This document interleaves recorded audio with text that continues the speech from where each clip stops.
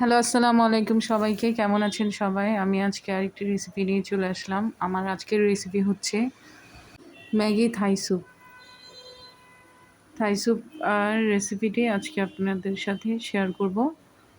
এই রেসিপিটি আ আ প্যাকেটের পেছন সাইডের যে আ পার্টটি থাকে, সে পার্টটিতেই মূলত প্রস্তুত প্রণালী থাকে। বাট আমি আজকে আপনাদের সাথে বিস্তারিত শেয়ার করব। তার জন্য প্রথমে আমি একটি বোলে ২ কাপ পরিমাণ নরমাল টেম্পারেচারের পানি নিয়ে নিয়েছি। তার মধ্যে আমি স্যুপের যে পাউডারটি আছে এটিকে আস্তে আস্তে একটি চা চামচের সাহায্যে মিক্স করে নিব।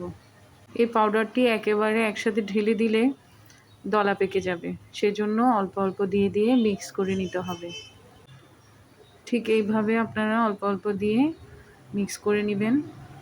রেডিমিক্স এই স্যুপের প্যাকেটের মধ্যে সব ধরনের ইনগ্রিডিয়েন্টসগুলো থাকে, যা স্যুপের প্যাকেটের গায়ে লেখা থাকে সব ধরনের, যেমন চিকেন থাকে, তারপর লেবু পাতা, অন্যান্য অনেক ধরনের ইনগ্রিডিয়েন্টস এখানে থাকে।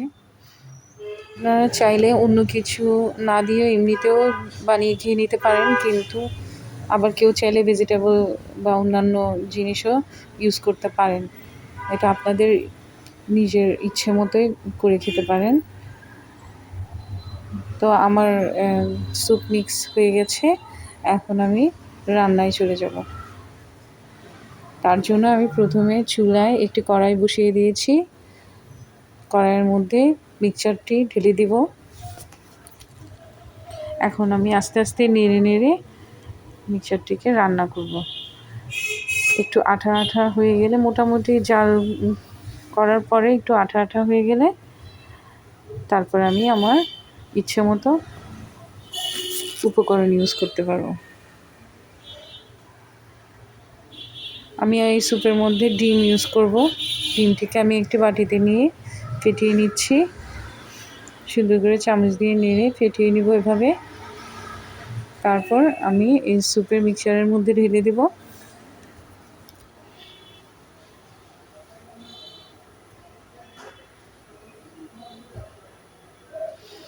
দেখুন এরকম ঘন হয়ে আসবে।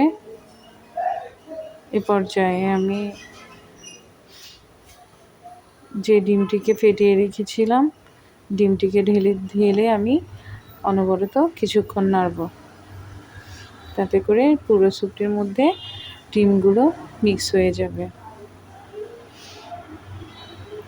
আর স্বাদের জন্য চাইলে আপনারা একটু লবণ ইউজ করতে পারেন। আমি এখানে সামান্য লবণ ইউজ করেছি।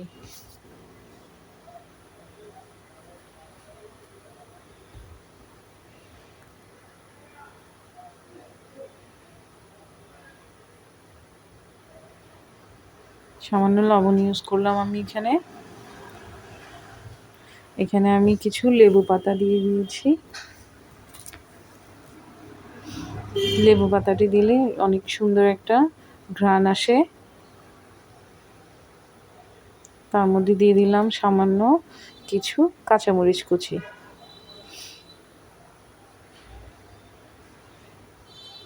এখন দিয়ে দিব আমি এক টুকরো লেবুর রস। লেবুর রসটি দিলে স্যুপটি খেতে একটু অসাধারণ লাগে।